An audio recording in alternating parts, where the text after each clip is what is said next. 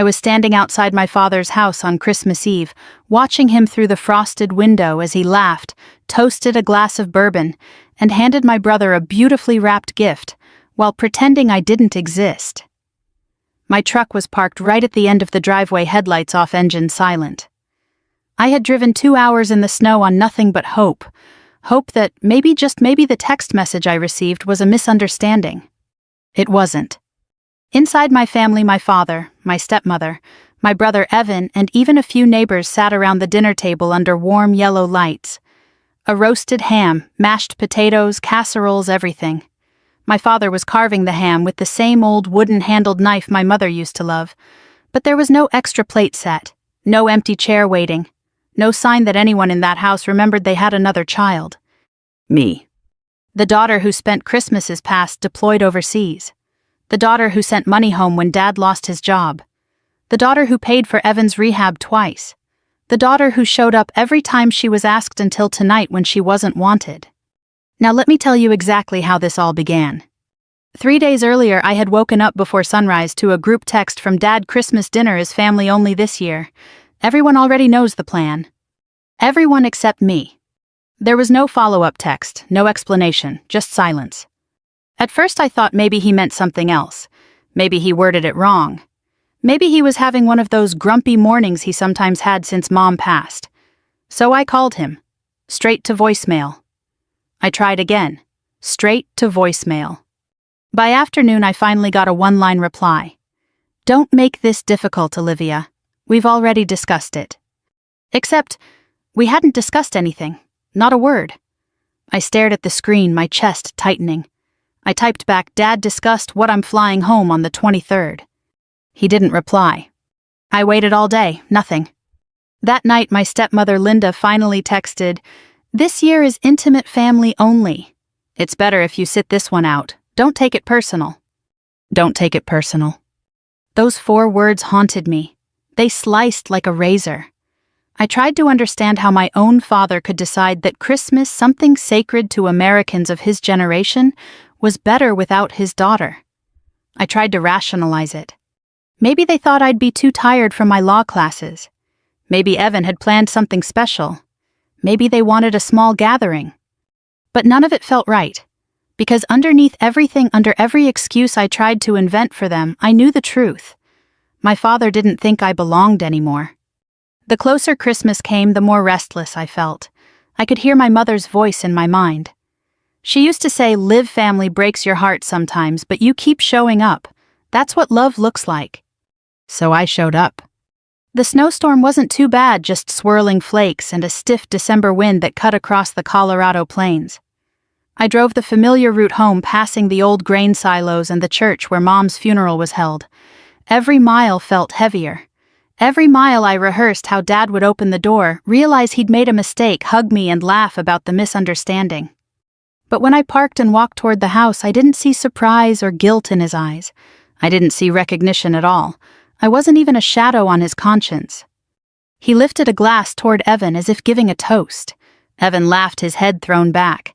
Dad clapped him on the shoulder, proud, present, warm. And that's when it hit me. So hard I had to steady myself on the railing. He chose this. He deliberately chose a Christmas without me. I could have knocked. I could have walked in and forced the issue. But something deep in my chest cracked quietly, cleanly, like a bone finally giving way after years of pressure. I turned, walked back to my truck, and sat behind the wheel in complete stillness. I didn't cry. Not yet. I just stared at the house, the soft glow of its lights blurred behind snowflakes drifting past the windshield. I whispered, okay, if you don't want me there, I won't be there. I drove to a little diner off Highway 84, the one with the Christmas lights that flicker unevenly. I sat at the counter, ordered a slice of pecan pie and black coffee, and watched families come in, kids noisy with excitement, grandparents bundled in scarves, couples carrying presents. The world felt warm for everyone else. That was the moment, sitting in that booth with a slice of pie I couldn't finish, that I made a quiet decision, one that would change the next chapter of my life completely. If my father didn't want me in his home, I would build a home of my own. A place where no one could exclude me. A place where no one could decide I didn't belong. a place that belonged entirely unquestionably to me. That night, I opened my laptop and typed a search I never expected to type: Montana ranch properties for sale. And that is where everything truly began. The flight to Montana was cheap and cramped, but as I watched the snow-covered mountains pass beneath the wing, one word kept coming to mind: possibility. A week earlier, I'd been in a lonely diner on Christmas Eve, pretending pecan pie could fill the space my family left empty. Now I was on a one-way flight north because if my father didn't want me at his table, I was going to build my own. I'd spent nights scrolling property listings, foreclosed ranches, bank-owned homes, places that needed work. I wasn't looking for perfect. I was looking for something that couldn't be taken away from me with a text message. The real estate agent who met me at the tiny airport was a woman in her 60s named Carol. Gray hair, strong handshake, the kind of steady look you get from someone who's spent a lifetime dealing with weather banks and people. "You must be Olivia," she said. "You sounded serious on the phone. Most folks say they're thinking about buying land. You sounded like you'd already decided." "I have," I said. "I'm not here to browse." She gave a small approving nod. "Good. It's too cold to waste time on people who just want to take pictures for social media." We drove out of town past modest homes and old grain elevators, then into open country, just fields, pines, and sky. Carol talked about winters, wells, fence lines, and neighbors who showed up with a plow when your truck wouldn't start. "You got family up here?" she asked after a while. "Not really," I said. "I'm just looking for a place to put down my own kind of roots." She glanced at me but didn't pry. Older folks have a talent for recognizing pain and giving it space. We turned down a long gravel driveway with a crooked mailbox and a faded board on the fence that read, "Carter Ridge Ranch, Ested in 1974. "Carter," I murmured. "You didn't mention that." Carol smiled. "You said that was your last name. I figured maybe it was a sign." The house wasn't fancy. One-story wide porch, old swing roof that needed patching. A weathered barn leaned a little like an old veteran who was still standing but tired. The kind of place most young people scroll past. For me, it felt like a deep breath. "It was foreclosed a couple years back," Carol said. "Family fell on hard times. Bank's been sitting on it. 40 acres, some timber, water rights. Needs work, but the bones are good." I stepped out of the car. The cold air cut straight through my coat, but it smelled clean pine snow, distant wood smoke. No traffic, no neighbor's TV, just wind, the creak of the swing, and my own breathing. Inside, the house smelled like dust and old wood. Scuffed floors, worn cabinets, faded wallpaper. But the living room had a wide stone fireplace, and there was a big window over the kitchen sink that looked out over an open field and a line of dark trees. I stood at that window and pictured something I'd never really had: holidays where I didn't have to wait to see if I was invited.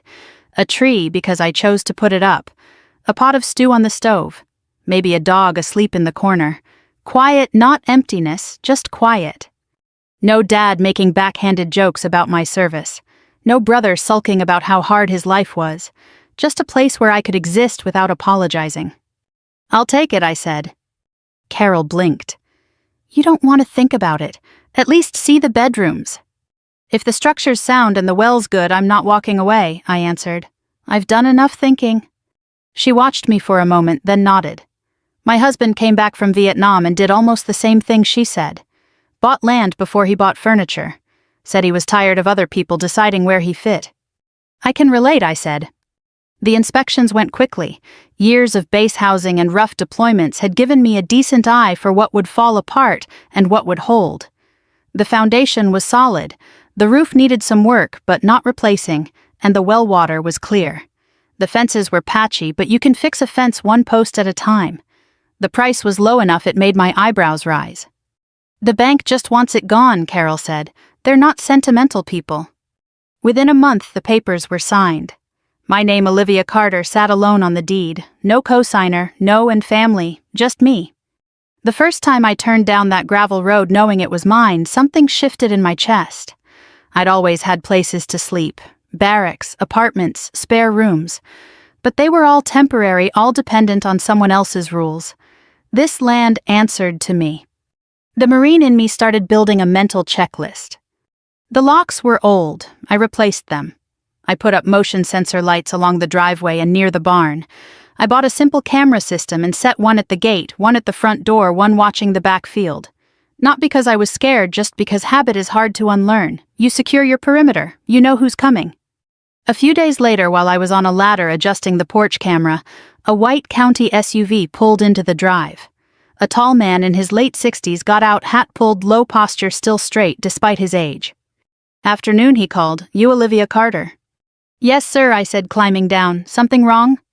He shook his head. "Nothing wrong. Name's Walt Hensley. I'm the sheriff around here. I like to know who's living on the old Carter place." "People keep calling it that," I said. "I don't think I'm related to those Carters." He gave me a measuring look. "You military?" "Marine Corps," I said, now working on the legal side. A grin creased his weathered face. "Thought so. You stand like you're waiting for someone to start a briefing. Welcome to the neighborhood Marine." "Thank you, Sheriff." He nodded toward the cameras. "Good idea.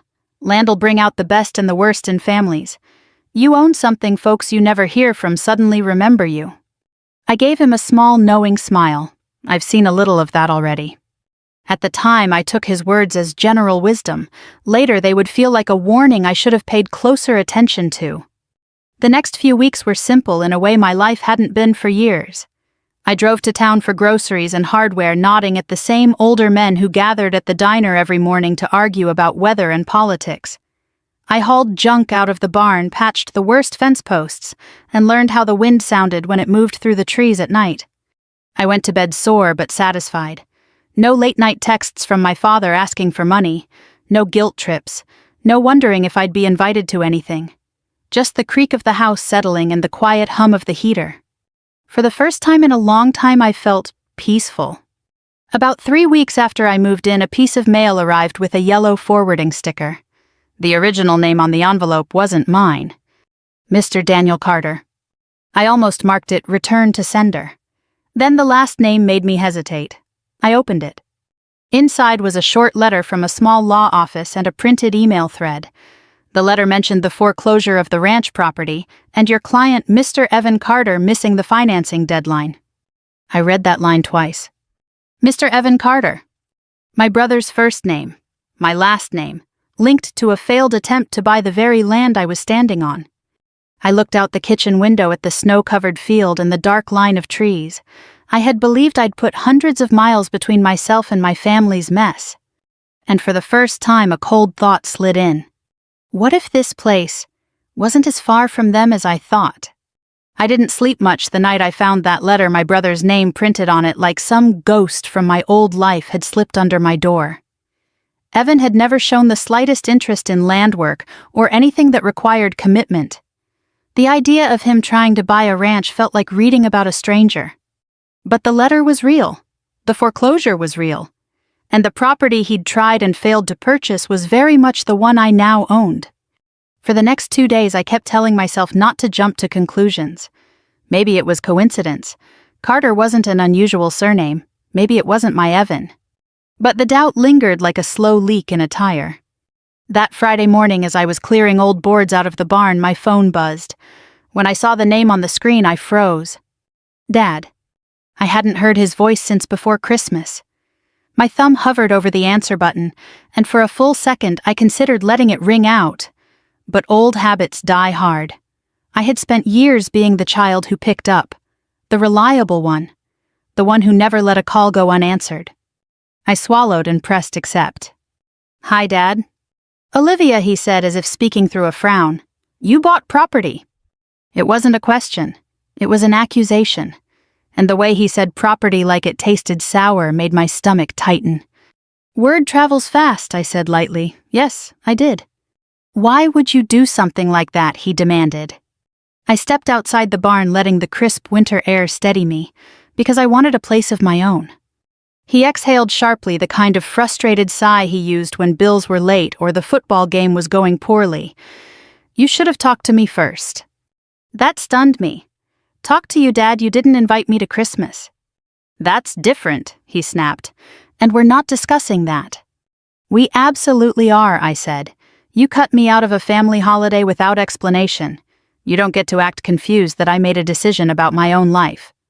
Silence, thick simmering silence. "Then fine. Whatever. But Evan needs a house. He's had a rough year and this whole Montana thing is exactly the fresh start he deserves. I felt something cold creep along my spine. Montana thing. He cleared his throat. You know what I'm talking about. Evan was trying to buy land out there. Family land. Property that rightfully ought to stay in the Carter name. I gripped the phone harder. Dad, are you saying Evan tried to buy this ranch? Well, of course he did, Dad barked. And if you hadn't swooped in. I closed my eyes. Dad, this ranch was in foreclosure. It wasn't your land. It wasn't Evan's. It wasn't anyone's family property. It should have been, he shouted. Evan talked about that ranch for months. He said he could see a future there. He said he felt connected to it. And then you. And then what I asked quietly. Bought something he didn't qualify for. Something he couldn't finance. Something I didn't even know he wanted. Dad's voice hardened. You took what wasn't yours. The absurdity of that statement nearly made me laugh.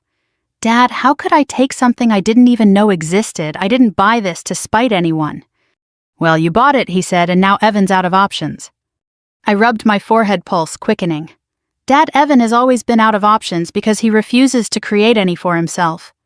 That's enough, he snapped. He's your brother. You're supposed to help him. I have helped him, I said, voice trembling with anger, more times than I can count. You just don't remember that part. He ignored that completely. Look, Olivia, just be reasonable. Sell the ranch to Evan, or sign over part of it. Something. He deserves it. No, I said, calm and absolute. Dad inhaled sharply as if I'd slapped him. No, after everything I've done for you. I nearly dropped the phone. After everything he had done, memories flickered through my mind, deployments without a single care package, birthdays forgotten, my law school tuition paid mostly by my own savings from Afghanistan. Dad, I said quietly, don't call me again unless it's to apologize. Then I hung up. I stood there for a long moment listening to the empty wind move through the bare branches. My hands were shaking. I wasn't even sure if it was anger or heartbreak. Probably both.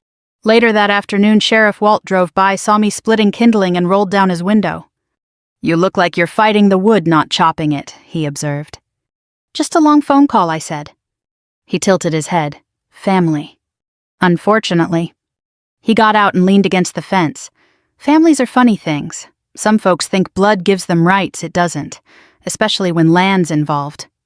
I hesitated, then told him everything: the foreclosure letter, Dad's call, Evan's attempt to buy the property.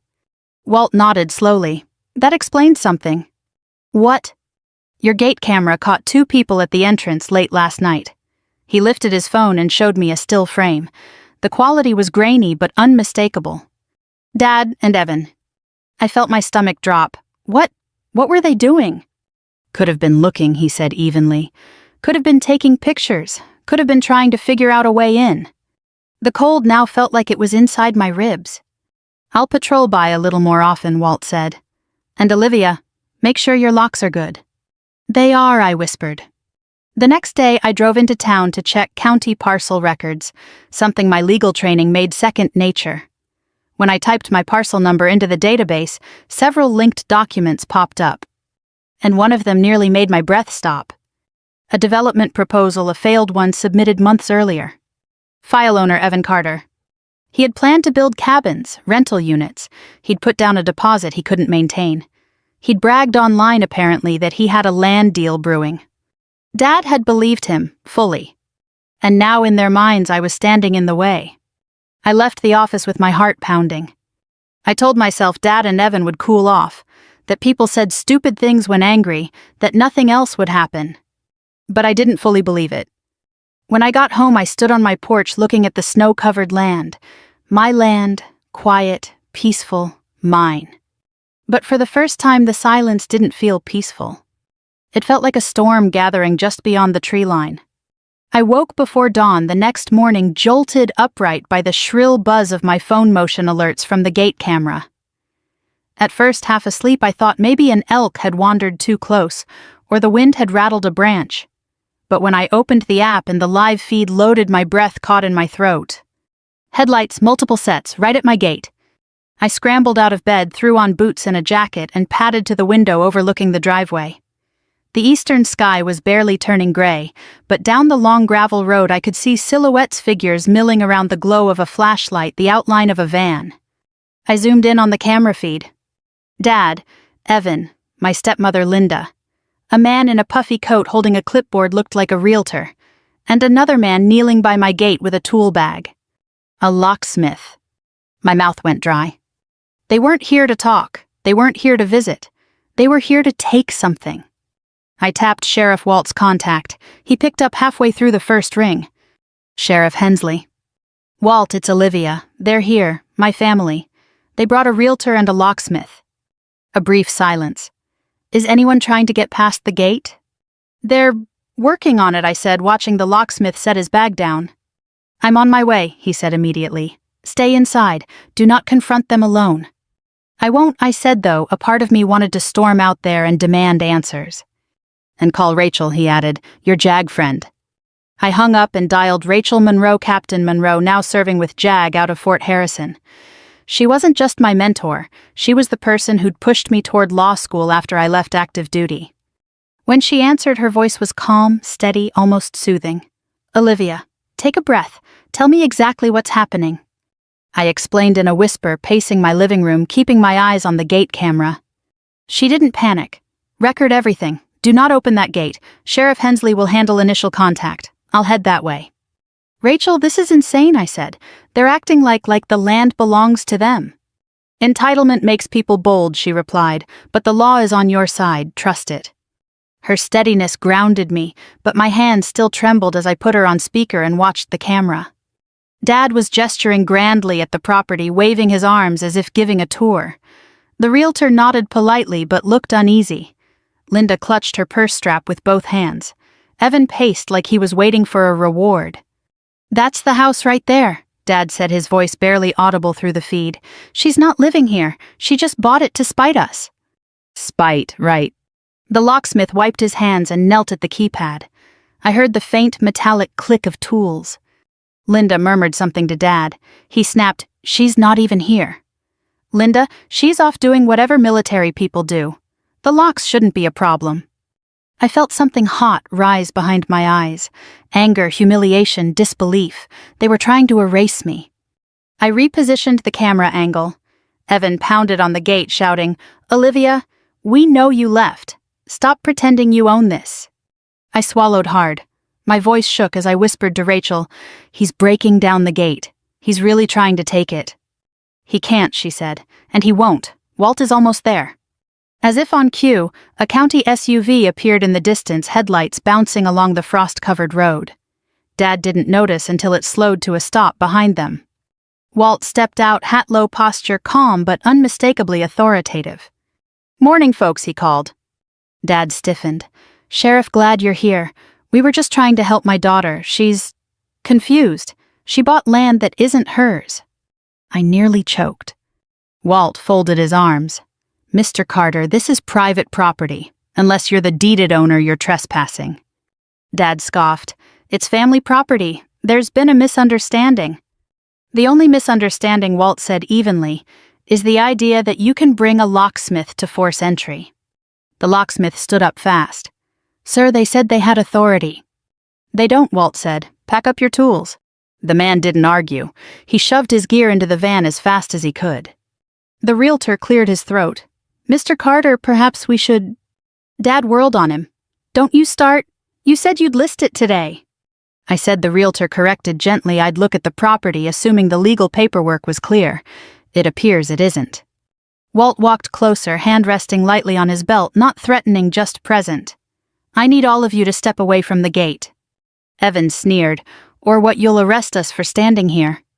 If you break that gate or attempt to enter the property again, Walt said, tone now unmistakably serious, I will arrest you. Dad puffed up red blotches spreading across his cheeks. This is ridiculous. My daughter is unstable. She needs intervention, not a ranch. I actually laughed bitterly quietly from behind my curtains. Rachel's voice whispered from my phone speaker, when you're ready, step out. Calmly. My heart pounded as I opened the front door and stepped into the cold. The crunch of snow under my boots echoed like a gunshot in the quiet morning. I walked the long gravel path toward the gate, each step steady, deliberate. When Dad finally saw me approaching, his mouth fell open like he'd seen a ghost. "Olivia," he said, voice cracking. "You thought I wasn't here," I said softly. "You thought you could take my home." He opened his mouth, closed it again. Evan mumbled, We thought you were deployed." "I'm not," I said, "and even if I were, this land would still be mine." Linda stepped forward weakly. "We were just trying to help Evan. He needs a place." "What he needs," I said calmly, "is accountability." Dad's face twisted. "You ungrateful—" "Enough," Walt cut in sharply. "This stops now." Rachel's car pulled up behind Walt's, and she walked over crisp uniform under her winter coat. Dad's eyes bulged. Who is that?" "Captain Rachel Monroe," she said. "Judge Advocate General's Corps. I'm advising Ms. Carter." Dad blinked. "JAG for what? This is a family matter." "No," Rachel said. "This is a legal matter, and you're in violation of property laws." The color drained from Dad's face. Evan stepped back, suddenly unsure. And for the first time in a long time I felt something shift. Not victory, not revenge, something steadier. Control. For a long moment, nobody said anything. The wind moved through the pines, the engines idled, and my breath came out in little white clouds in front of my face. I could feel my heart pounding beneath my jacket, but my voice when I finally spoke was steady. "You brought a realtor," I said to my father, "and a locksmith, to my property." Dad tried to recover his footing, his tone swinging from shock to anger like it always did. "We were trying to fix a mistake," he said. "You bought something that was meant for your brother. You knew that." I tilted my head. "No, I didn't. I never knew Evan wanted this place. I never knew you even knew it existed. I found it online like any other buyer. I paid for it with my money. I signed the deed. You shut me out of Christmas and then decided you still get to dictate where I live." His jaw worked. "Don't twist this. You always do that, Olivia. You always make yourself the victim." Behind him, Evan scoffed. "You stole it, Liv. You heard Dad. I had plans. You knew I was looking for a fresh start." I looked at my brother, really looked at him. The same man-child I'd bailed out of trouble too many times, shoulders slumped under a nice jacket he didn't pay for, eyes darting between me and our father, waiting for someone else to fix the mess. "What I know," I said quietly, "is that you missed your financing deadline. The bank took it back. It was on the open market. You didn't lose family land, Evan. You lost a bad loan." His face turned red. "You think you're so much better than us because you put on a uniform and learned some big words in law school." "That's enough," Rachel said, stepping up beside me. "Mr. Carter, your daughter is the legal owner of this property. You brought a locksmith here under false pretenses. That alone could be interpreted as attempted unlawful entry." The realtor swallowed. "I was not aware of any of that. Ms. Carter, I'm very sorry. I shouldn't even be on site without your consent." He lifted his clipboard. "Consider me gone." Dad rounded on him. "You can't just leave, we had an appointment." "What you had," the realtor replied carefully, "was a misrepresentation of ownership. I won't be part of that." He blinked at me almost apologetically, then hurried back to his car and drove away. The locksmith had already slid into his van. A moment later, dust kicked up behind him as he retreated down the road. Now it was just us, family, and the law standing between us like a quiet wall. Walt adjusted his hat. "Mr. Carter, Mrs. Carter, Mr. Evan Carter, you've been informed you do not own this ranch. You've been told to leave. If you persist in trying to enter or interfere with Ms. Carter's property, we move into criminal territory. I'd rather not do that." Linda finally found her voice. "We gave everything to our kids," she said, voice quivering. "We sacrificed. This land was supposed to help Evan get back on his feet." "You didn't give me much of anything," I said, not cruelly, just stating a fact. "You forgot my birthdays. You didn't come to my boot camp graduation. You didn't visit me when I was in the hospital after that training accident. But you expect me to hand over the only place I've ever owned because you made promises you couldn't keep." Dad's face twisted. "Oh, here we go," he said. "Your service? Your sacrifice? You think you're some kind of hero? You think that means you deserve everything?" "No," I said. "I think it means I deserve the same basic respect you give my brother for doing nothing." Evan stepped closer to the gate. You've always thought you were better than us, he spat. Marching around in those uniforms, talking down to me, sending money like you're some savior. This place is my shot to finally prove I can do something. I stared at him. Then why didn't you do it with your own loan, your own money, your own effort? Why does your shot always require someone else to pay? He opened his mouth, but nothing came out. Walt cleared his throat. I've read the foreclosure file, he said. Evan, you missed 3 payment deadlines on your initial agreement. The bank gave you an extension.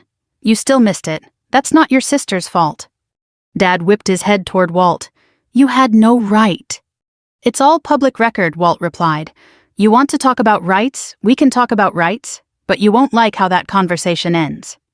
Dad looked back at me, and for the first time I saw something behind the fury fear. Not just of legal consequences, but of losing something deeper: control. The ability to decide which child mattered more. You always were stubborn, he said, just like your mother. That's the nicest thing you've said about me in years, I answered. A muscle in his cheek jumped.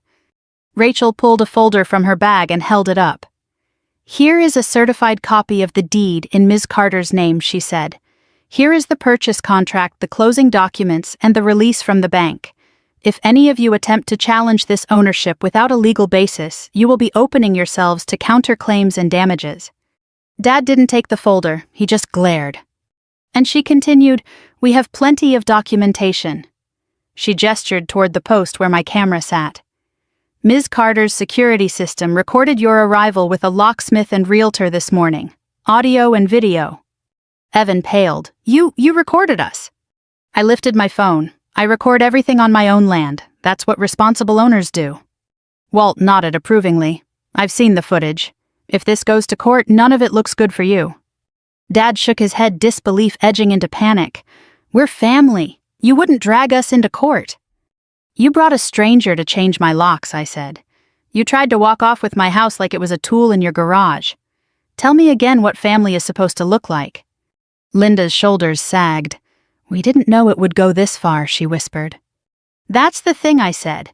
You never think it'll go this far because you're used to me backing down, to me bending, to me writing another check, taking another insult, swallowing another holiday alone so you don't have to be uncomfortable. Dad exhaled white mist in the cold morning air. You're overreacting. We're just trying to fix a mistake. You're trying to fix your mistake by making it my problem, I said, and I'm done doing that. Evan's voice shook. Dad promised me this land. He said he'd help me get it. He said it was practically mine. Your father promised you something he didn't own, Rachel said. That's not how property law works. He looked at Dad, betrayed. For a split second, the golden child illusion cracked, and I saw the scared boy under the entitlement. You said he started. I said I'd take care of you, Dad shot back. And I'm trying if your sister would stop playing soldier lawyer out here in the woods. I stopped playing years ago, I said. I've been taking care of myself. And frankly, of all of you. Silence fell again. The sun had climbed over the ridge now, throwing light across the snow. It glinted off the metal of the gate, the badges on Walt's chest, the small insignia on Rachel's collar. The world suddenly felt very clear. I took a breath and stepped closer to the fence, close enough that Dad had to look straight at me. You didn't invite me to Christmas, I said quietly.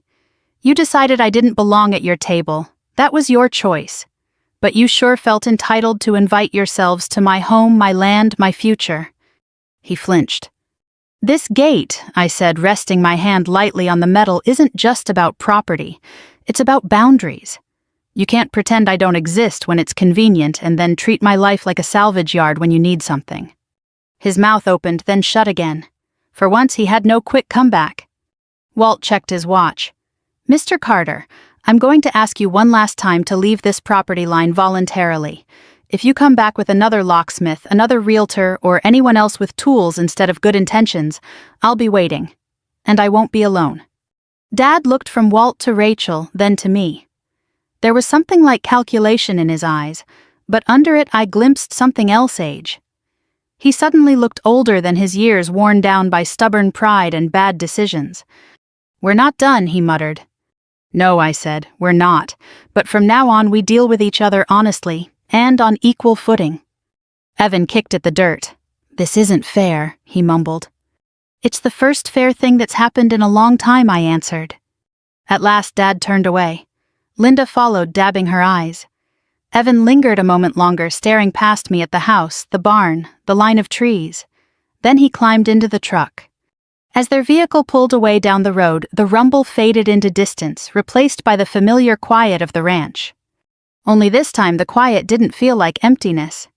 It felt like a line drawn. I stood at the gate long after their truck disappeared around the bend, the cold biting at my fingers, my breath still unsteady. The snow beneath my boots was packed hard, the earth frozen just like the silence that settled in the wake of my father's retreat. Sheriff Walt stayed beside me, hands in his coat pockets, watching the road as if expecting them to return. "They'll be back," he said after a moment. People who feel entitled don't usually quit after one try, but now they know this isn't a soft target. I nodded, though a knot tightened in my stomach. I just never thought they'd go this far. Walt gave me a sympathetic look. "You'd be surprised what folks do when pride mixes with desperation." He paused. "And promises." The word promises hung in the air. Evan had lived his entire life on promises my father made and rarely kept. That pattern had protected him and destroyed him all at once. Rachel stepped closer. "You handled yourself well today," she said. "Better than most civilians would. Better than many service members, frankly." "I didn't feel calm," I admitted. "That's usually how you know you were." She looked toward the tree line. "But this isn't over. They came with intent to unlawfully enter. That's serious." Walt nodded. "I'll file a formal trespass incident. Paper trail's important. If they try this again, I'll have authority to act quickly." "Thank you," I said. "I'm not doing it for you," Walt said with a faint grin. "I'm doing it because I like the peace around here and your family seems allergic to it." That almost made me laugh. Rachel, though, had her lawyer face back on. "Olivia, if they pursue any claim, however baseless, I'll help you respond. But I'd wager they're too embarrassed to try." I wanted to believe her. I wanted to believe this insane chapter of my life was closing. But deep down, I knew better. My father wasn't the type to lick his wounds and walk away. He was the type to reload and try again. 2 days passed before the next contact. I was repairing a loose board in the barn when my phone buzzed. A text from Linda, not Dad, not Evan. "Can we please talk? It's urgent." I stared at the message, unsure how to respond. I chose not to. 10 minutes later, my phone rang, Dad's number. I let it go to voicemail. A second call, then a third. When the fourth came, I answered out of pure exhaustion. "Olivia," Dad said immediately, "you need to stop whatever legal action you're taking against us." "I haven't taken any legal action, Dad." "Well, Sheriff Hensley filed something." "He filed a trespass report," I said calmly. "Because you trespassed." Dad huffed angrily.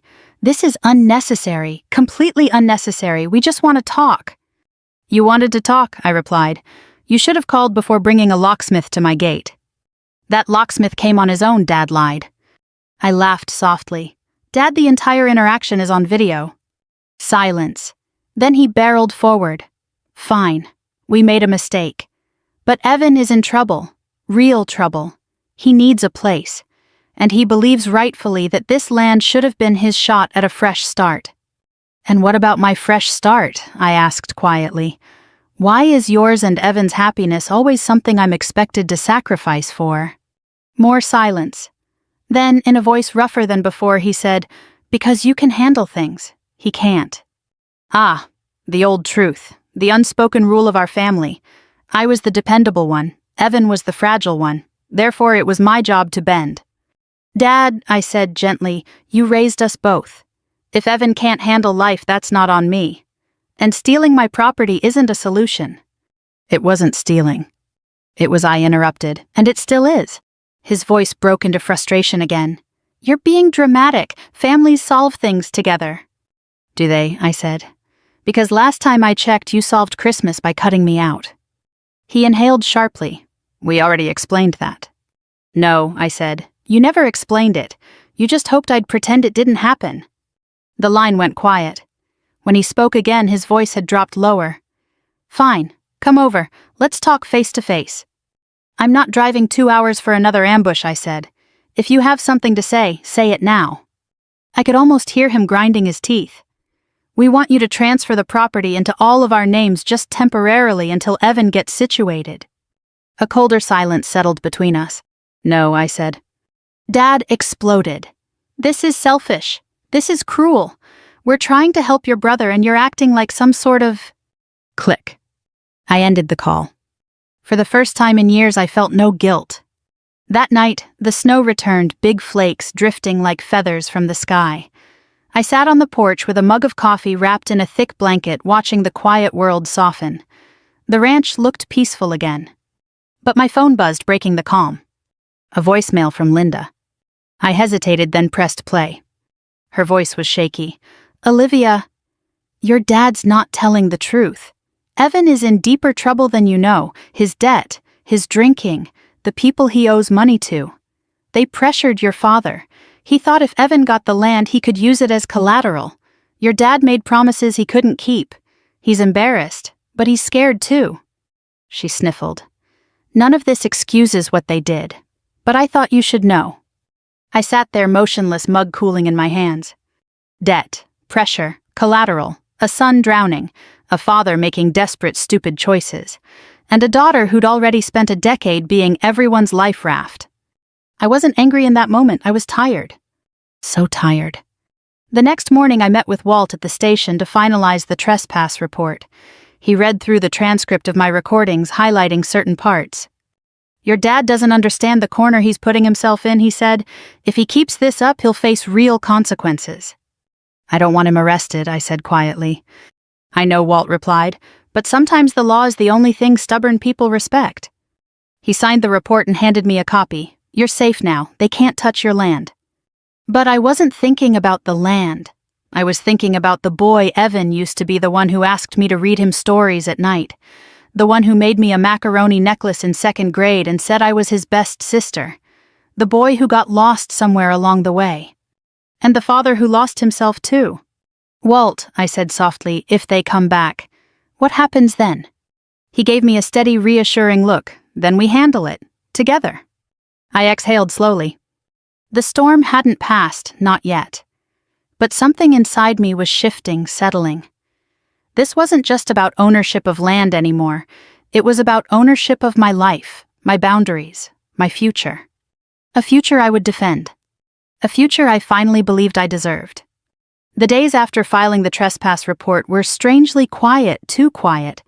I'd gotten used to checking my cameras, glancing at the road every time headlights flashed, waiting for the next confrontation. But nothing happened. No calls, no trucks, no locksmiths. Just winter settling deeper into the ranch, coating the fence posts in ice and heavy white snow. I allowed myself a small breath of relief. But healing rarely comes in silence. It comes when someone finally gathers the courage to speak. That moment arrived a week later. I was repairing a loose hinge on the barn door when I heard tires crunching on snow. My chest tightened. I wiped my gloves on my jeans and stepped out into the pale afternoon sun. It wasn't Dad's truck. It was Evan's. He got out slowly, hands shoved into the pockets of a jacket that looked one size too large for him, borrowed probably. He didn't slam the door, didn't stride toward me with false confidence. He just stood there staring at the ground, letting out a long cloud of frozen breath. "Hey, Liv," he said softly. "Not Olivia, not you stole my land, just hey." "Hey," I said, equally cautious. "Does Dad know you're here?" He shook his head. "No, he'd be mad I came alone." "That's probably a good sign," I said. A faint smile twitched at the corner of his mouth before fading again. He kicked at a chunk of ice near his boot. "Can I talk to you?" he asked. "Without the sheriff, without your lawyer, just us." I studied him carefully. He wasn't defensive or angry. He looked older, somehow tired, defeated, and afraid of the space between us. It softened something in me I didn't know was still capable of softening. "Yeah," I said, "we can talk." We walked toward the porch and sat on the top step. The boards creaked under our weight, and the cold air nipped at our ears. Evan rubbed his hands together, inhaled deeply, and said, "I messed up." I didn't rush him. I didn't rescue him with words. I just let him speak. He kept his eyes on the snow. "I did try to buy this place, I really did. When the developer talked about building cabins up here, I thought, maybe I could run one. or help manage the rentals. Something stable, something real. He swallowed. But the loan fell apart. My credit's terrible. I didn't tell Dad. I just kept saying everything was fine because, well, I didn't want to disappoint him again. My throat tightened. Evan? He shook his head. Let me get this out. His breath shook a little. When you bought it, I freaked out. Not because I thought you were trying to steal something. I just saw the last thing I'd been hanging on to vanish. And Dad? He let out a humorless laugh. Dad told me it was yours to give me. That you'd do the right thing, like you always do. Meaning, I said quietly, he expected me to sacrifice again. Evan nodded miserably. And I let him, because it was easier than admitting I'd failed. Again. A long silence stretched between us, filled only by the soft rustling of wind through bare branches. Finally, he whispered, I'm sorry, Liv, for all of it. The yelling at the gate, the locksmith, the accusations. You didn't deserve any of that. I blinked back an unexpected sting of tears. I had prepared for war, not apology. I appreciate you saying that, I said softly. Really? He looked up, eyes red at the edges. I don't expect you to forgive us overnight. I just didn't want you thinking I hated you. I don't. I never did. He hesitated. I was jealous. You went out into the world. You made something of yourself. You survived things I couldn't imagine. Dad always acted like you didn't do enough, but to me you were always doing too much. Too strong, too steady. It made me feel small. His honesty hit harder than his anger ever had. I exhaled slowly. Evan. I spent years trying to carry this family, trying to be strong enough for everyone, and I think I forgot that being strong doesn't mean letting people walk over me. Yeah, he wiped his nose with his sleeve. I get that now. We sat there until the sun touched the tops of the pines and turned the snow a pale gold. Finally, I said, if you want a fresh start, I'll help you, but not by giving away my land, not by letting Dad make choices for me. We do it the right way. The right way, he echoed softly. I'd like that. He stood, hesitated, then pulled me into a quick, awkward hug, one he needed more than I did. When he drove away, I watched until his truck disappeared behind the ridge. The tension in my chest loosened for the first time since Christmas Eve. Dad was slower to come around. Pride doesn't thaw easily. But about a month later, after the snow melted into muddy rivulets across the property, he showed up, no locksmith, no realtor, no entourage. Just him. A man who suddenly looked older, smaller, unsure. I didn't invite him inside. We stood on the porch, two stubborn Carters finally forced to face the truth. I did wrong by you, he said without preamble. By both of you. I thought I was helping Evan survive, but all I was doing was teaching him someone would always fix his mistakes. I crossed my arms. And what were you teaching me? He flinched. That you didn't matter as much. That your strength meant you didn't need anything.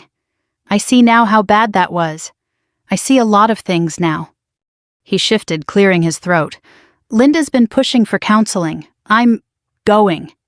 That took me aback, my father counseling. He let out a breath. I don't expect forgiveness, but I'd like a chance at whatever relationship you're willing to have.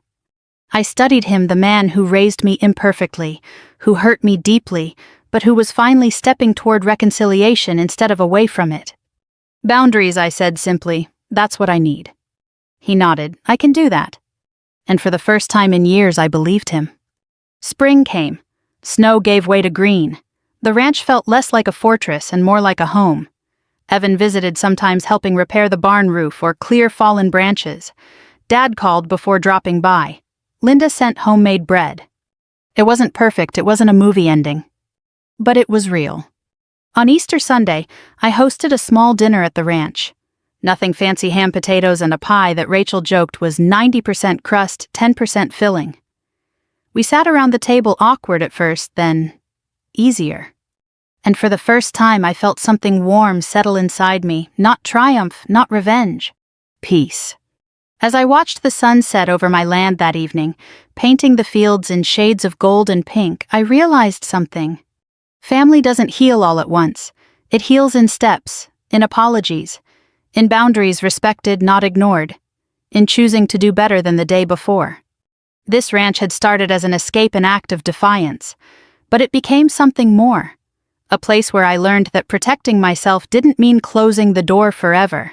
Forgiveness didn't mean forgetting. And reconciliation didn't require surrender, it required honesty. If you're listening to this wherever you are, I hope you remember one thing. You are allowed to draw a line, you are allowed to protect your peace, and you are allowed to let people back in only when they earn it. If this story touched your heart, share it with someone who might need it today. Tell me where you're listening from, and know you're welcome at my table anytime.